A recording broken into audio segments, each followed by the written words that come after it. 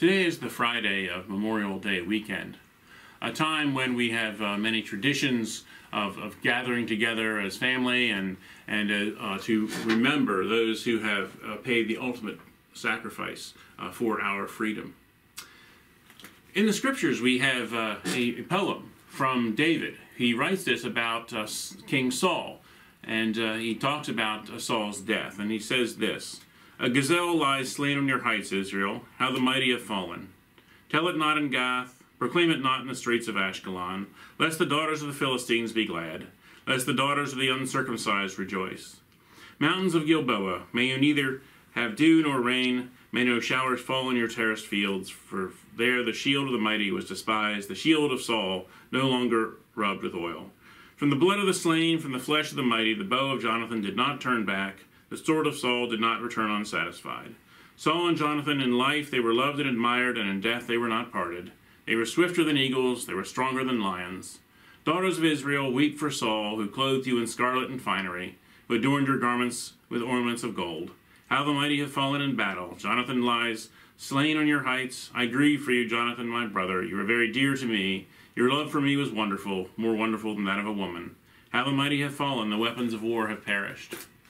Now, as David wrote that, he's whitewashing a lot of what Saul had done. Saul had several times tried to murder David. Saul had fallen away from what the Lord had told him to do on numerous occasions, so much so that the prophet Samuel had taken the kingdom away from him. But this was not a time to talk about those things. Instead, David exalts Saul as a king and as a military leader because he's trying to memorialize him. And so we do not necessarily have to agree that every single military action the United States has ever taken was righteous in order to celebrate Memorial Day. This should be a time when we can set aside some of our differences about how United States foreign policy ought to have been conducted, and instead focus on the sacrifice. Just as David focuses on the sacrifice of Saul, we can consider those who have sacrificed themselves for us. Those who have been willing to pay the ultimate price for freedom. And we can continue to give honor to those who serve, those who are willing to lay down their lives for our freedom. This, to me, is the power of Memorial Day, that we should be able to recognize the need for sacrifice at times, and also the horrors of war.